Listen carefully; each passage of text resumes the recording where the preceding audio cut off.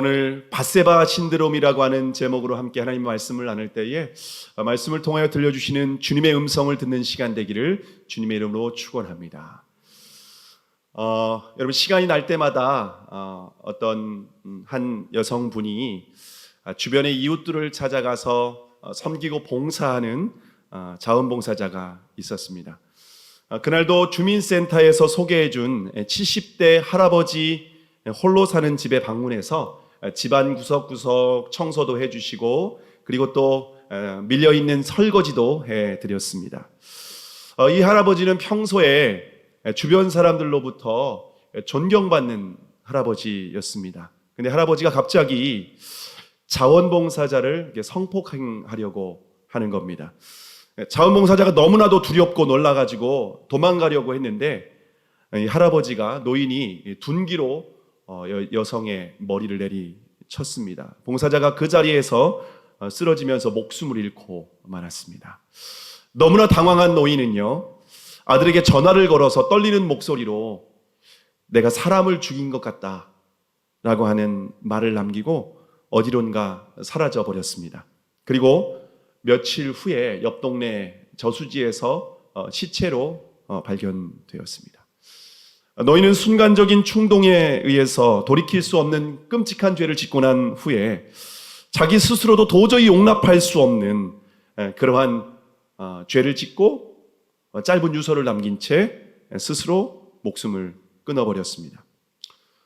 이 사건은 저희 충북 옥천, 저희 고향에서 있었던 사건입니다.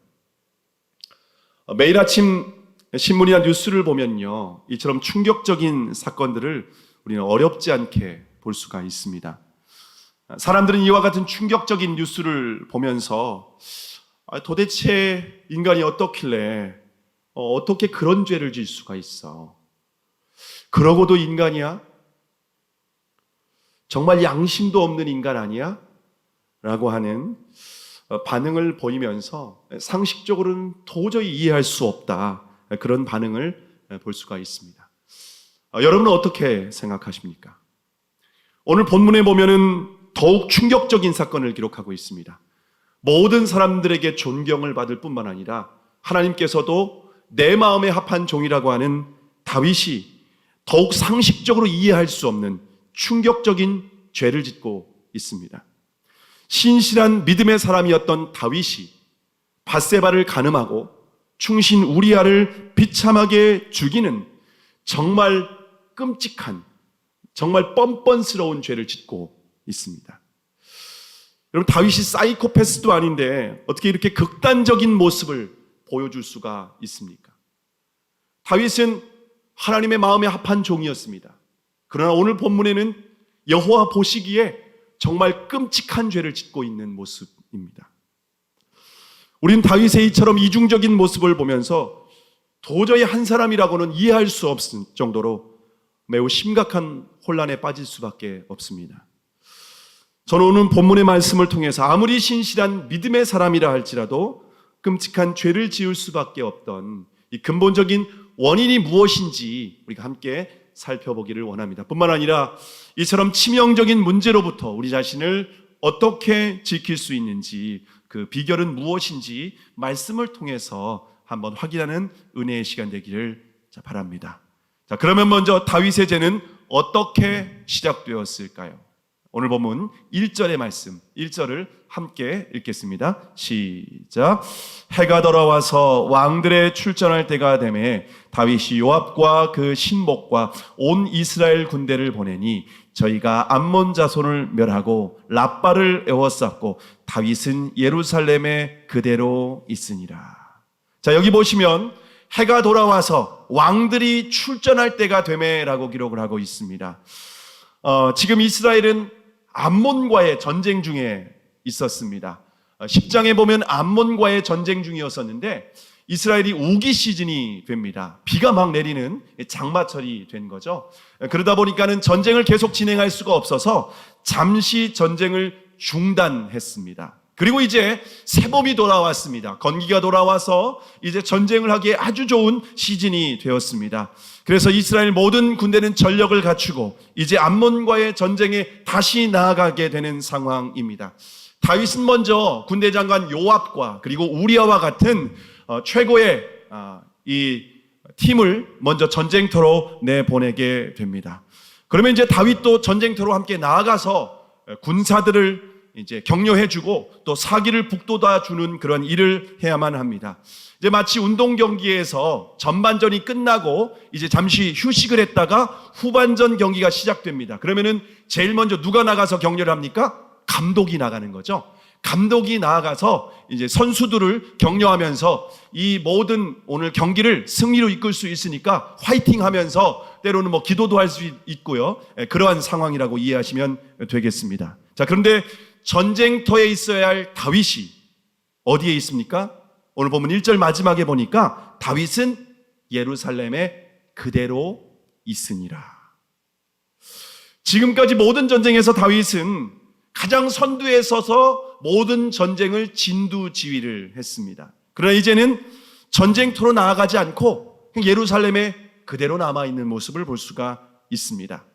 내가 나가지 않아도, 내가 꼭 목숨 걸고 싸우지 않아도 이제 내 충신들이, 내 신복들이 얼마든지 이 암몬과의 전쟁에서 승리를 이끌 것이라고 기대를 했던 것 같습니다. 그리고 다윗은 자신이 마땅히 있어야 될 사명의 자리는 전쟁터였는데 전쟁터에 있지 않고 왕궁에 남아있는 모습을 볼 수가 있습니다. 여러분, 그때 죄의 유혹이 시작됐다라고 하는 것을 저와 여러분이 기억하시기를 바랍니다. 하나님께서 저와 여러분에게 맡겨주신 사명의 자리, 여러분 그런 자리가 어디인지 혹시 생각해 보셨습니까? 저와 여러분이 마땅히 있어야 될 자리가 여러분 어디라고 생각을 하십니까? 우리가 마땅히 있어야 될 자리, 그 사명의 자리를 떠날 때에 우리는 죄의 유혹을 받게 될 수밖에 없습니다. 우리가 생각할 때 우리가 하나님의 일을 붙드는 것 같습니다. 그런데 더욱 우리가 확인해 구체적으로 알고 보면은요, 하나님의 일이 나를 붙들어주는 것을 저와 여러분이 많이 경험했을 줄로 알고 있습니다. 그러므로 하나님께서 저와 여러분에게 맡겨주신 사명의 자리가 있습니다. 우리의 사명은 하나님께서 각각 다릅니다. 교회 안에서 주어진 직분의 자리, 또 봉사의 자리, 사명의 자리가 있는 줄로 알고 있습니다. 근데 우리에게 맡겨주신 그 사명의 자리를 떠날 때에 우린 죄의 유혹을 받게 되는 것입니다. 그러므로 저와 여러분이 정말 하나님께서 우리를 부르실 때까지 그 사명의 자리를 절대로 떠나서는 안 된다라고 하는 것을 기억하실 수 있기를 바랍니다. 뿐만 아니라 저와 여러분이 하나님을 예배하는 자리가 있습니다. 여러분이 하나님을 예배하도록 저와 여러분을 부르셨습니다. 그런데 많은 그리스도인들이 주일 예배 드리는 부분에 있어서 굉장히 소홀히 생각하는 분들이 참 많이 있습니다. 요즘은 주 5일 근무다 보니까 토요일, 일요일을 1박 2일로 놀러가기 참 좋지 않습니까? 그러다 보니까 뭐 주일 예배 한 번쯤 빠지는 것이 무슨 대단한 문제가 있겠어, 무슨 큰일이 있겠어 라고 하면서 쉽게 빠지는 것을 볼 수가 있습니다. 그런데 여러분, 우리가 예배의 자리, 하나님께 예배하는 자리를 소홀히 여기고 빠지게 될 때에 그 틈을 타고 사단이 역사하는 것을 볼 수가 있습니다. 그 작은 틈을 타고 사단이 죄악의 씨앗을 싹 뿌려놓습니다. 그 순간은 문제가 안 됩니다. 그 순간은 특별한 일이 없는 것 같습니다. 그런데 예배의 자리를 딱 떠났을 때에 우리는 죄의 틈이 벌어지게 되고 사단이 우리 안에 죄의 씨앗을 딱 심어놓게 되면은 시간이 흘러가다 보면은 그 씨가 자라가게 되고 우리가 죄의 유혹을 넘어가게 되고 죄의 지배를 받게 된다라고 하는 것. 그래서 우리가 돌이킬 수 없는 죄를 짓게 된다라고 하는 것, 저와 여러분이 분명히 기억하시기를 바랍니다. 자, 그러면 다윗이 왕궁에 남아서 한 일은 무엇일까요? 왕궁에 남아서 어떤 일을 했을까? 하나님을 예배했던 것일까요? 오늘 본문 2절과 3절의 말씀, 2절과 3절의 말씀을 함께 읽겠습니다. 시작. 저녁 때에 다윗이 그 침상에서 일어나 왕궁 지붕 위에서 거닐다가 그곳에서 보니 한 여인이 목욕을 하는데 심히 아름다워 보이는지라. 다윗이 보내어 그 여인을 알아보게 하였더니 고하되 그는 엘리암의 딸이요 햇사람 우리아의 아내 밧세바가 아니니까. 자신의 신복들은 전쟁터에서 지금 목숨을 걸고 싸움을 하고 있습니다.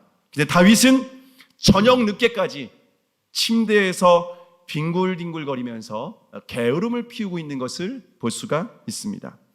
다윗이 사울의 추격을 받는 광야에 있을 때에는 여러분 어떻게 했는지 아십니까? 시편 57편 8절에 보면은 내 영광아 깰지어다, 비파야 수금아 깰지어다, 내가 새벽을 깨우리로다.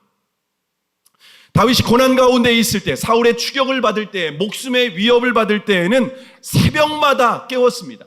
새벽을 깨우고 하나님께 나아갔습니다. 하나님께 기도했습니다. 하나님께 교제하고 하나님의 은혜를 구했습니다. 그러나 모든 것이 형통하게 되자 더 이상 새벽을 깨우지 않습니다. 주님과 교제하지도 않습니다. 주님의 은혜를 구하지도 않습니다. 주님의 음성을 듣지도 않습니다. 여러분, 그때가 가장 위험한 때입니다.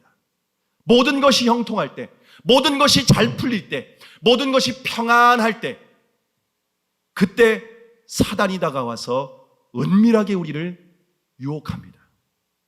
다윗이 저녁 때 침상에 일어나서 지붕 위를 거닐다가 목욕하고 있는 한 여인을 발견하게 됩니다. 다윗의 눈에 해지는 노을에 비치는 여인의 모습이 어떻게 보였습니까? 심히 아름다워 보인지라. 평상시에는 아무런 유혹이 없었습니다. 그런데 죄의 틈이 딱 벌어지고 사단이 유혹하고 죄악의 씨앗이 딱 뿌려지게 되니까 영적인 분별력을 상실하게 되는 겁니다. 죄가 너무 매력적이고 아름답게 보이기 시작하는 것입니다. 다윗은 신하들을 통해서 저 목욕하는 여인이 누구인지 알아보도록 했습니다. 근데 그 여인은 우리아의 아내 밧세바라고 하는 것을 말해줍니다. 그리고 엘리암의 딸이라고 합니다.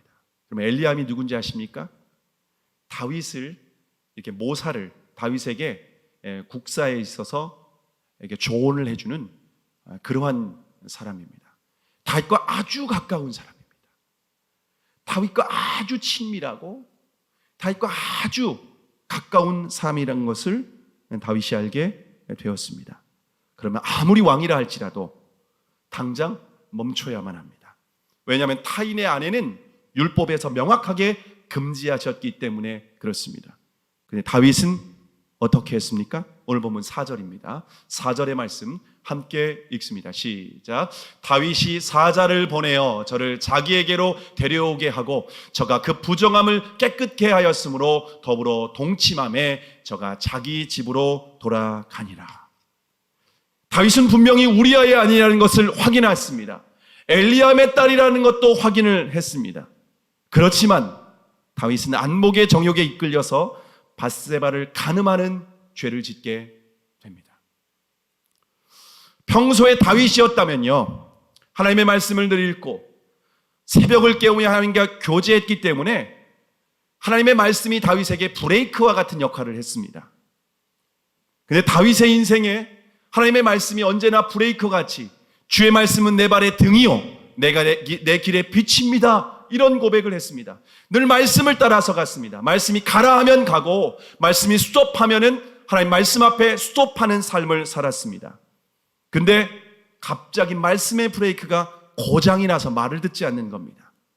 말씀의 브레이크가 스톱했는데 다윗 스톱을 못하는 겁니다. 이것에 멈추지를 못하고 계속 진도를 나가는 겁니다. 그러면 말씀의 브레이크가 이처럼 왜 고장이 났을까요? 그것은 다윗이 사명의 자리를 떠나서 교만한 자리에 앉았기 때문에 그렇습니다. 다윗이 교만했다라고 하는 증거가 무엇일까요? 역대하, 오늘 본문과 같은 사건을 기록하고 있는 역대하 20장 2절에 보면은 제가 읽어드리겠습니다. 다윗이 그 왕의 머리에서 보석 있는 면류관을 취하여 달아보니 중량이 금 1달란트라. 그 면류관을 자기 머리에 쓰니라. 다윗이 암몬과의 전쟁에서 지금 왕의 수도를 점령하고 왕의 면류관을 빼앗습니다. 왕의 면류관이 얼마나 화려했는지 온갖 보석이 아주 화려하게 달려 있었습니다. 근데 그 왕관의 무게가 얼마였냐면요, 금 1달란트입니다. 여러분, 금 1달란트가 어느 정도 무게인가 하면요 35kg입니다. 여러분, 35kg, 얼마 전에 제가 30kg짜리 쌀 한 포대를 제가 지고 오는데 얼마나 무거웠는지 모릅니다. 정말 무거운 30kg의 쌀을 제가 들고 왔는데, 지금 다윗이 지금 금 한 달란트의 왕관, 면류관, 그것은 금 한 달란트 35kg입니다. 무게가 더 나갑니다. 그런 무거운 면류관을 자기 머리에 쓰고 있습니다. 옛날 저희 어머님들은 아주 무거운 짐을 머리에 짊어지고 이렇게 다니기는 하셨습니다. 이게 무거운 짐을 지금 다윗이 이동하는 것도 아닌데, 지금 그 무거운 면류관을 이방 왕과 같이 아주 교만하게 그 면류관을 머리에 쓰고, 내가 왕이다, 누가 나를 이길 수 있으랴, 누가 나를 넘볼 수 있으랴 하면서 아주 교만한 모습을 보여주고 있습니다. 인간은 교만하면은요, 하나님의 말씀이 들리지 않습니다. 교만하면은 누구의 말도 들리지 않습니다. 내 주변에 있는 사람, 나를 정말 아끼고 나를 정말 사랑하는 사람이 해주는 말도 귀에 들리지 않습니다. 다윗이 이처럼 교만했기 때문에 끔찍한 죄를 서슴없이 범할 수밖에 없었던 것입니다. 여러분, 밧세바 신드롬이라고 하는 말을 들어보신 적이 있습니까? 오늘 본문의 제목이기도 한데요, 경영학 교수인 아놀드 루딕 박사가 연구한 논문 제목인데요, 그 논문의 부제는요, 성공하는 지도자들이 왜 타락하는가라고 하는 제목이기도 합니다. 논문에 의하면 각 분야에서 성공의 정점에 올라간 리더들은요, 막강한 영향력을 발휘하게 됩니다. 그러면 마치 자신이 모든 것을 통제할 수 있다라고 하는 자신감에 빠지게 됩니다. 결국 과도한 자신감과 성공주의는 현실감을 잃게 하는 치명적인 실수를 저지르게 됩니다. 무엇보다 자신의 성공에 도취해서 나는 무슨 일을 해도 괜찮아, 이처럼 교만에 빠지게 됩니다. 자기 스스로 착각에 빠지는 거죠. 실제로 성공한 많은 지도자들이 정상에 있을 때 밧세바 신드롬에 빠져서 가장 밑바닥까지 추락하게 되는 비참한 모습을 저와 여러분이 많이 볼 수 있습니다. 국제통화기금 IMF 총재였던 도미니크 스트로스칸이 그런 아주 밑바닥까지 추락하는 비참한 결과를 맞이하게 되었습니다. 미국의 대통령이었던 클린턴, 여러분 잘 아시죠? 그리고 터미네이터로 유명한 미국의 주지사의 자리에도 있었죠. 아놀드 슈와제네거, 그와 같은 사람들이 밧세바 신드롬에 빠져서 아주 부끄러운, 아주 비참한 그런 결과를 맞이한 것을 볼 수가 있습니다. 우리나라에서 서울대학 교수, 국회의장, 검찰총장, 또 작가, 심지어 종교 지도자들까지도 밧세바 신드롬에 빠져서 일생 동안 쌓아놓은 모든 것을 순식간에 다 파괴할 뿐만 아니라 엄청난 대가를 치르는 그러한 모습을 저와 여러분이 쉽게 볼 수가 있습니다. 다윗이 범죄한 후에 예상치 못한 전가를 받게 됩니다. 어떤 소식을 받게 될까요? 오늘 본문 5절의 말씀입니다. 5절의 말씀을 함께 읽어보겠습니다. 자, 시작. 여인이 잉태함에 보내어 다윗에게 고하여 가로되 내가 잉태하였나이다 하니라. 여러분, 밧세바가 임신했다는 소식이 다윗에게 전해지게 됩니다. 다윗은 밧세바가 임신했다는 소식을 듣고 분명히 깜짝 놀랐을 겁니다.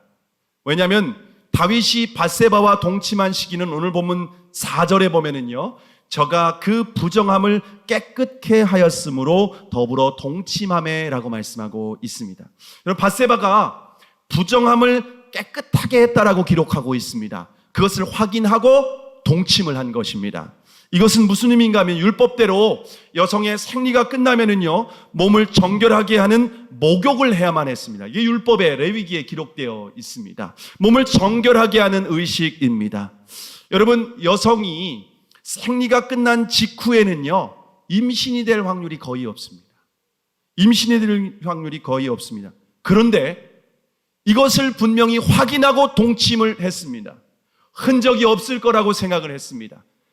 다윗과 밧세바 둘만 조용히 하면 누구도 알 수 없는 일이라고, 신하 누구 하나가 입을 뻥끗했다면 그 사람은 목숨을 잃게 되는 것입니다. 다윗의 권력 앞에 그 누구도 이것을 고발할 수도 죄를 지적할 수도 없는 상황입니다. 그러면 밧세바가 어떻게 임신을 하게 된 것일까요? 분명 남편 우리아는 지금 전쟁 중에 있습니다. 출장 중에 있습니다. 지금 밧세바와 함께 할 수 없는 상황입니다. 다윗이 은밀하게 행한 죄를 지금 하나님께서 지금 밧세바에게 잉태케 하여 주시고, 그리고 그 죄를 드러내시는 것을 볼 수가 있습니다. 여러분, 하나님은 죄를 그냥 덮어두시는 분이 아닙니다. 우리에게 썩어 골마 들어가는 부분이 있을 때 그냥 모른 척 덮어둘 수가 없습니다. 그럼 고름은 살이 될 수가 없습니다. 하나님은 그 죄를 드러내십니다. 그 죄를 드러내서 하나님께서 다윗의 죄를 회개하고 다윗이 하나님께 돌아올 수 있는 기회를 주신 것입니다. 여러분, 그러면 다윗이 자신의 죄 앞에 통곡하고 회개하면서 하나님 앞에 나와 울며 자복해야 되지 않겠습니까? 그럼에도 불구하고 다윗은 회개하지 않고 자신의 죄를 은폐하기 위해서 전쟁터에 있는 우리아를 불러드립니다. 우리아는요, 아주 용맹한 장수입니다. 우리아가 이 전쟁터에서 빠지게 되면요, 그 전세가 역전이 될 수 있는 그러한 상황입니다. 그럼에도 불구하고 자신의 죄를 은폐하기 위해서 전쟁터에 있는 우리아를 불러드립니다. 근데 우리아가 자신의 계획대로 되지 않는 겁니다. 집에 들어가서 밧세바와 동침해야 되는데 성전 문 앞에서 그냥 쪼그려 잠을 자고 다시 전쟁터로 돌아가겠다는 것입니다. 다윗은 자신의 계획대로 돌아가지 않자 결국 우리아를 죽이는 더욱 끔찍한 죄를 짓게 되는 것을 볼 수가 있습니다.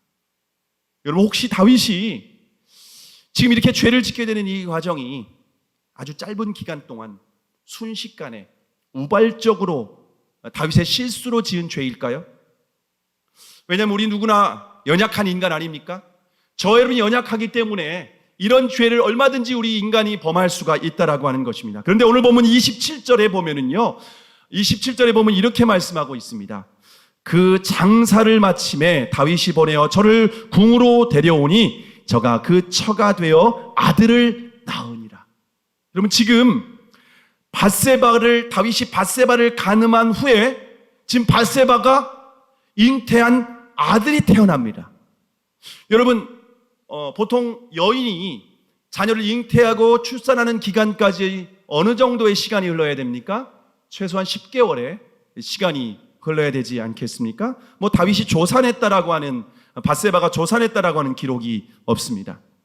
다시 말하면 지금 다윗은 밧세바를 범한 후에 지금 1년이라는 시간이 지났음에도 불구하고 다윗은 자신의 죄를 전혀 회개했다라고 하는 기록이 없습니다. 그리고 우발적인 죄로 지은 것이 아니라 다윗은요, 아주 치밀하고 의도적이고 계획적으로 지금 이 죄를 짓고 있는 것을 볼 수가 있습니다. 다윗은 양심의 가책을 전혀 느끼지 않습니다. 하나님의 마음에 합한 사람 다윗이 오히려 하나님 보시기에 얼마나 양심도 없고 뻔뻔스러운 모습인지 오늘 본문에서 우리에게 아주 정확하게 보여주고 있습니다. 다윗이 간음과 살인이라는 끔찍한 죄를 짓고 난 후에 벌써 1년이라는 시간이 훌쩍 지나갔습니다. 다윗은 그처럼 끔찍한 죄를 짓고도 이미 다 잊어버렸습니다. 양심의 가책도 전혀 느끼지 않습니다.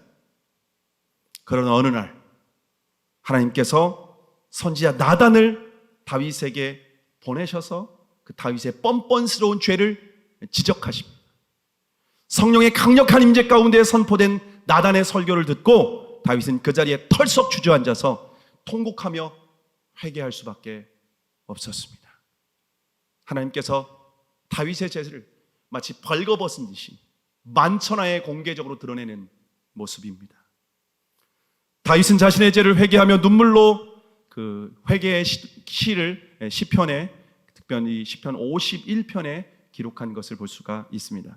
시편 51편에 보면 표제에 다윗이 밧세바와 동침한 후 선지자 나단이 저에게 온 때라고 기록되어 있습니다. 51편은요, 다윗이 밧세바를 범했습니다. 그리고 선지자 나단이 와서 그 죄를 지적하고 회개의 메시지를 듣고 나서 그제서야 기록한 시편이 시편 51편입니다.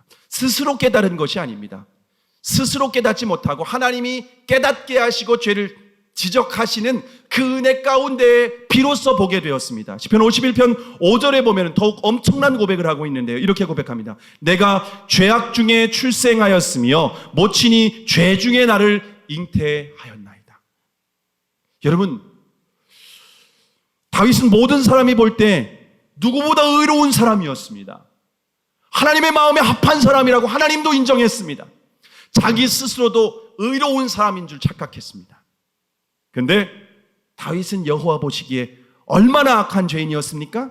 다윗의 죄는 어느 순간 틈을 타고 그 죄가 들어왔던 것이 아니라 어머니의 태중에 잉태될 때부터 세포 하나하나 뼛속까지 다윗은 죄에 아주 깊이 물들어 있어서 죄와는 스스로 벗어날 수도 없고 죄와는 분리될 수 없는 아주 존재적 죄인이라는 것을 다윗이 시편 51편 5절에서 기록하고 있는 것을 볼 수가 있습니다. 다만 다윗이 하나님께 깨어서 새벽마다 하나님 앞에 부르짖고 하나님의 은혜를 구하고 하나님의 말씀을 듣고 하나님의 성령의 임재 가운데 있을 때는 그 죄가 전혀 드러나지 않았을 뿐입니다. 그러나 하나님과 다윗의 틈이 조금 벌어졌을 때 그 죄가 결국 다윗의 전체 인생을 삼켜버리는 것을 볼 수가 있습니다. 다윗은 지금까지 수많은 외부의 원수들로부터 구원을 받았습니다. 골리앗의 칼로부터 구원받았고요, 사울의 창끝에서 구원을 받았습니다. 그러나 다윗이 근본적으로 구원받아야 될 적은 외부에 있지 않았습니다. 다윗의 아주 치명적인 원수는 바로 내부에 있었습니다. 어머니의 태중에 잉태될 때부터 다윗의 영혼 전체를 장악하고 있었습니다. 그 죄는 다윗의 인생 전체를 지옥 밑바닥같이 끌어들일 아주 무섭고도 끔찍한 죄라는 것을 다윗이 그제서야 비로소 발견한 것을 볼 수가 있습니다. 만약 다윗이 이 죄로 구원받지 못한다면 다윗이 골리앗으로부터는 구원받았지만 이 죄로부터 구원받지 못한다면 다윗은 왕으로 있었던 그 모든 것을 순식간에 날려버릴 뿐만 아니라 인생 전체가 지옥 밑바닥같이 떨어져서 아주 영원히 지옥의 고통을 받아야 할 수밖에 없는 아주 비참한 운명이라고 하는 것을 그제서야 깨닫고 기록하는 것을 볼 수가 있습니다. 다윗뿐만 아니라 성경은 모든 사람이 죄를 범하였음에 하나님의 영광에 이르지 못하였다라고 아주 분명히 우리에게 가르쳐주고 있습니다. 의인은 없나니 하나도 없다. 성경의 아주 명백한 선포입니다. 근데 여러분, 인간이 하나님 보실 때는 뼛속까지 세포마다 아주 죄에 깊이 어머니 뱃속부터 아주 깊이 물들어 있는 존재적 죄인이라고 하는데, 사람들을 만나서 당신이 죄인이라는 것을 아십니까? 라고 하면은요, 내가 거짓말 한 적도 있고 내가 다른 사람에게 때로는 힘들게 한 적도 있지만 내가 그 정도로 죄인이 아니라고 하면 손사래를 치는 것을 볼 수가 있습니다. 여러분, 사람은요, 하나님이 은혜를 주시지 않으면 내가 얼마나 비참한 죄인인지 절대로 깨달을 수가 없습니다. 인간의 기본적인 정서가 무엇인지 아십니까? 내로남불입니다. 요즘 많이 듣는 말 아닙니까?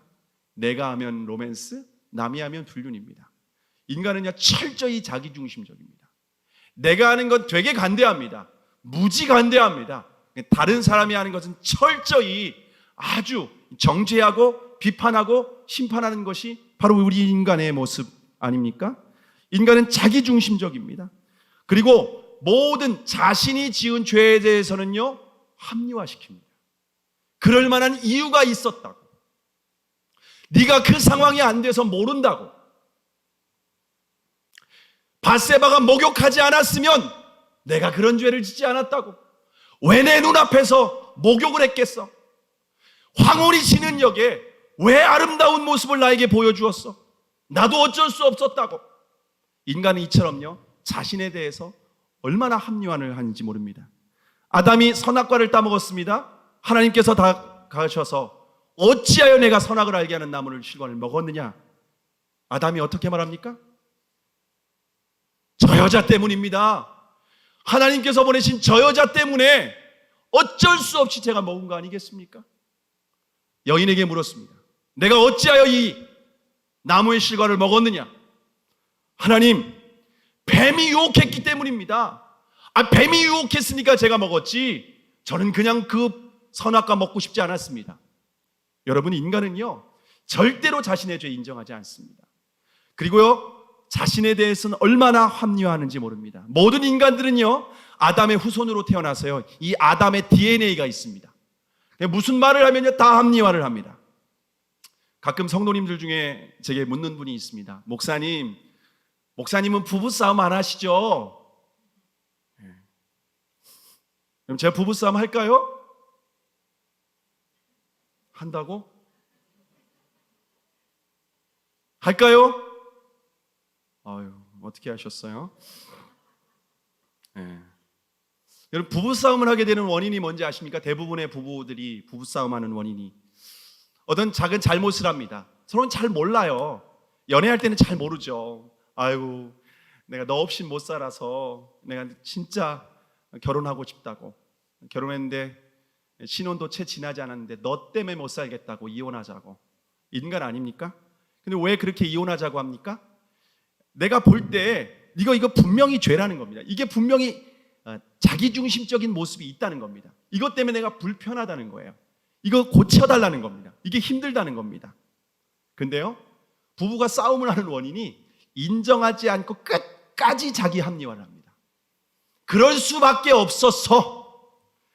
네가 내 입장이 되어봐. 너라도 충분히 그럴 거야. 여러분, 계속해서 합리화하는 겁니다. 여러분, 저도요 부부싸움을 했던 모습들을 보니까는요 저도 이렇게 합리화를 하더라고요. 저도 아담의 DNA를 물려받았습니다. 그래서요 아내가 무슨 말을 하면은요 끝까지 인정하지 않고 합리화하는 겁니다. 제 아내는 어떨까요? 똑같습니다. 제 아내는요 하와의 DNA를 물려받았는지 끝까지 합리화하는 겁니다. 근데요 제가 더 인정하지 않더라고요. 제가 진짜 더 나쁜 놈입니다. 그래서 때로는 아내가 자신을 이렇게 이거 내가 잘못했어 시인하는데 저는 또 끝까지 부인하는 것을 볼 수가 있습니다. 사실 제가 어릴 때부터 학교에서 상은 못 받았지만 선행상은 받았습니다. 제가 다른 우등상이다 이런 거 하나도 못 받았는데 선행상을 받아서 제가 학교 다닐 때 착하다는 소리를 많이 들었고요.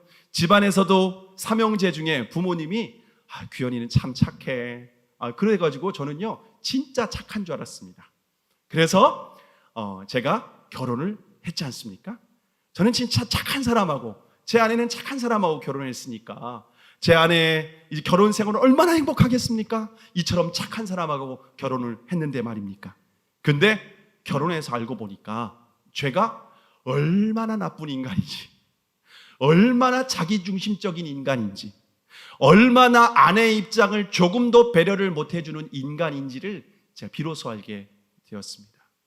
물론 성경에서 제 신학을 공부했기 때문에 인간은 죄인이다, 원죄를 가지고 있다, 하나님 앞에서 죄인이다 라고 하는 것을 잘 알고 있죠. 근데 교리적으로, 지식적으로만 알고 있었던 거죠. 제 존재적으로 그것을 인정할 수는 없었습니다. 근데 제가 아내하고 결혼하고 보니까 조그만 것도 제가 용납하지 못하는 모습, 그리고 제가 더 하나님 앞에 정말 회개할 수밖에 없었던 것은요, 분명히 하나님께서 내 아내를 그리스도께서 교회를 사랑하신 것처럼 사랑하라, 이 말씀을 제가 너무나도 잘 알고 있지 않습니까? 그래서 제 아내를, 주님, 제가 아내를 그리스도께서 교회를 사랑하신 것처럼 내 모든 것을 내어주는 사랑을 하겠습니다 라고 하고 기도하고 결단하고 은혜를 구하고 그렇게 살았습니다.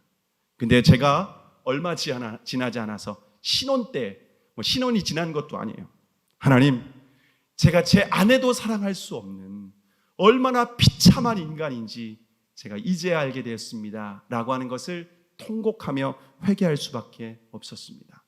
저는 제 아내를 사랑하기 위해서는요, 하나님의 은혜를 구해야 되는 존재입니다. 하나님이 제게 은혜를 주셔야만 제 아내를 사랑할 수 있었습니다. 그래서 하나님 앞에 제가 기도하는 것은 무엇인가 하면요, 하나님, 제가 제 아내를 진정 모든 것을 사랑할 수 있는 사람이 되면 정말 한 영혼을 천하보다 귀하게 여기고 주님의 사랑으로 사랑할 수 있게 될 줄로 믿습니다.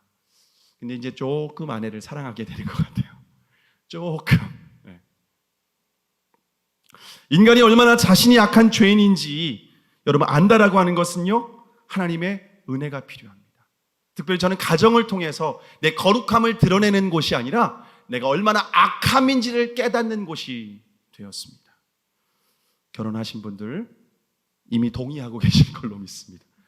그리고 아직 결혼한 지 얼마 안 되신 분들, 여러분 동의하게 될 줄로 제가 확신합니다. 어거스틴이 남긴 유명한 말 중에서 펠릭스 쿨파라고 하는 말이 있습니다. 펠릭스 쿨파. 이 말은요, 오 행복한 죄여, 오 복된 죄여 라는 말입니다. 여러분, 죄가 행복합니까? 죄가 복됩니까? 근데 어거스틴이 이렇게 고백할 수밖에 없었던 이유는 무엇입니까? 인간은요, 영혼과 양심이 전체로 죄에 얼마나 깊이 물들어 있는지 자신이 죄인이라는 것을 도저히 깨달을 수 없기 때문에 그렇습니다. 그러나 하나님의 은혜로 내가 죄인이라는 것을 깨달은 사람이 비로소 고백할 수 있는 말이 무엇인가 하면 펠릭스 쿨퍼라는 겁니다. 하나님의 은혜로 비로소 내가 죄인이라는 것을 깨달았습니다. 하나님의 은혜로 내가 얼마나 비참한 존재인지를 깨닫게 되었습니다. 하나님의 은혜로, 하나님의 은혜가 아니면, 예수 그리스도의 십자가가 아니면 나는 구원받을 수 없는 존재입니다. 이것을 비로소 깨닫게 될 수 있다는 것입니다. 여러분, 그러면 내 안에 있는 죄를 깨닫고 그리고 그 죄로부터 나를 지키려면 어떻게 해야 될까요? 굉장히 중요한 결론의 말씀인데요. 몇 개월 전에 저희 장모님이 이제 그 병원에 CT를 찍기 위해서 이제 찾아가서 폐에 CT를 찍었는데 폐에서 이렇게 어떤 결절 부위가 발견이 된 겁니다. 이제 이것을 이제 염증 치료를, 혹시 염증일 수 있으니까 염증인지 혹인지 확인해 보려면은 이게 이제 염증 항생제를 투여를 좀 해서, 염증이면 이제 사라지거나 좀 줄어들지 않겠습니까? 그래서 항생제 투여를 했는데도 전혀 변화가 없는 겁니다.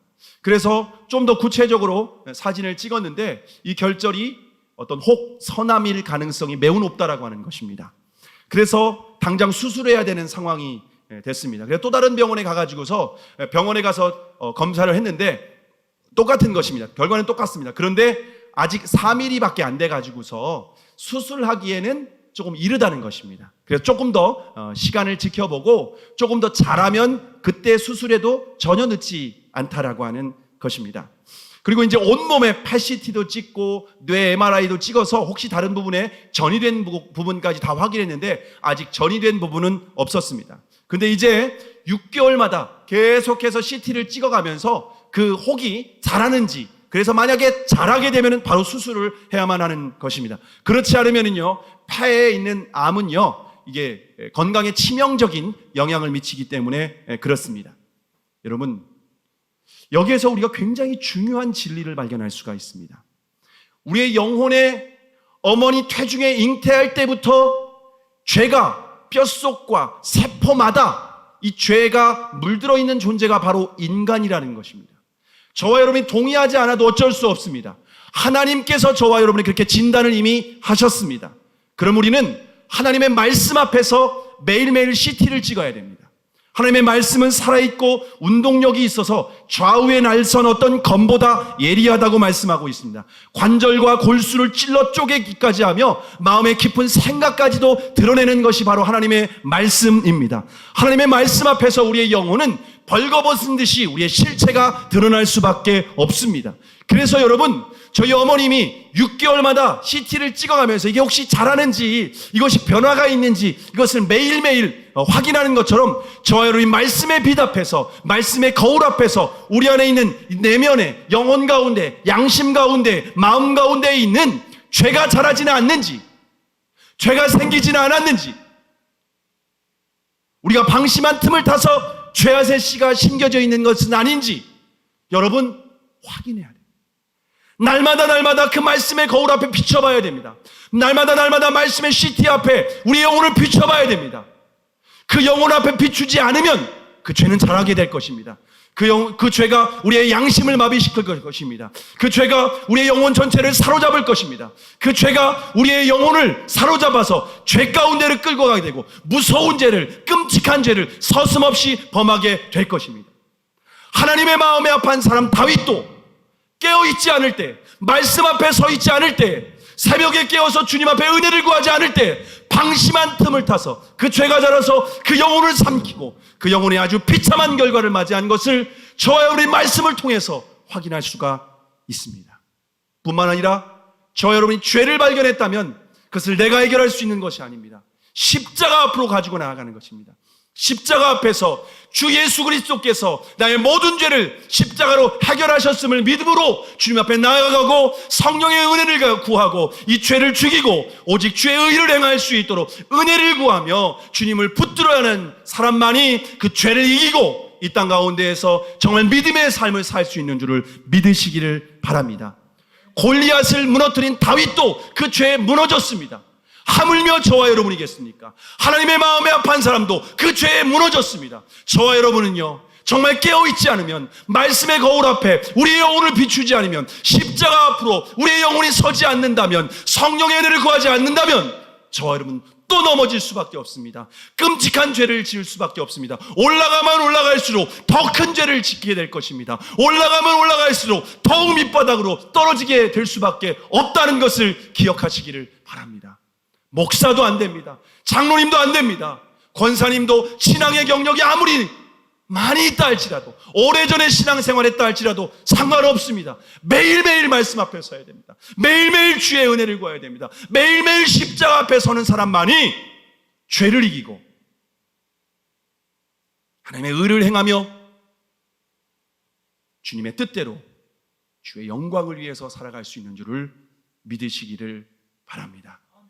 자신의 악함과 죄인됨을 철저히 고백하며 날마다 말씀 앞에서 겸손하게 주의 은혜를 구하고 십자가를 붙들고 성령의 능력으로 승리하는 저와 여러분 되기를 주님의 이름으로 축원합니다. 기도하시겠습니다.